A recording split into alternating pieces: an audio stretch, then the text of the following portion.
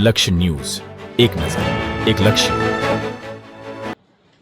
નમસ્કાર, આપ જોઈ રહ્યા છો લક્ષ્ય ન્યૂઝ. હું છું મેઘા અગ્રાવત. જોઈએ આજના સમાચાર વિગતવાર.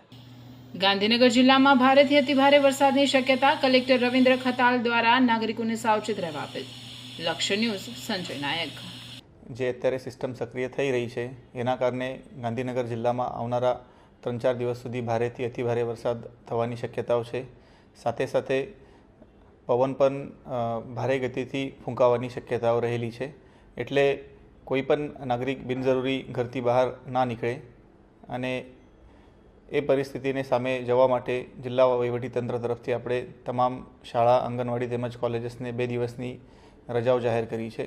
સાથે સાથે આપણા જે પશુપાલકો છે એમને કહેવા માગું છું કે જ્યારે વરસાદનો જોર વધે અને આપણને લાગે કે હવે પાણી ભરાવાની શક્યતાઓ છે તો આવા કેસમાં પશુઓને બાંધીને રાખતા નથી, પશુઓને ખુલ્લા મૂકવામાં આવે જેનાથી એમનો આપણે જીવ બચાવી શકાય. સાથે સાથે જે નદી કાંઠાના વિસ્તાર છે, સાબરમતીનો તટ છે અથવા સંત સરોવર છે, ત્યાં પણ બિનજરૂરી કોઈ ફરવા લોકો ના જવું જોઈએ, કારણ કે એનાથી અકસ્માત થવાની શક્યતાઓ રહેલી છે.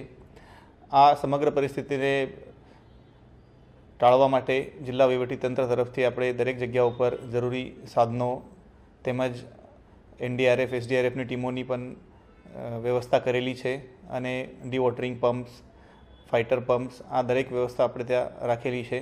તો તમામને ફરી એક વખત વિનંતી કરું છું કે આવનારા આ 3-4 દિવસમાં બિનજરૂરી હોય તો ઘરથી બહાર નીકળવાનું ટાળવાનું અને કોઈ પણ સંજોગોમાં કંઈ પણ હેલ્પની જરૂરિયાત હોય તો જિલ્લા કંટ્રોલ રૂમ તેમજ તાલુકા કંટ્રોલ રૂમનો સંપર્ક કરવા વિનંતી છે.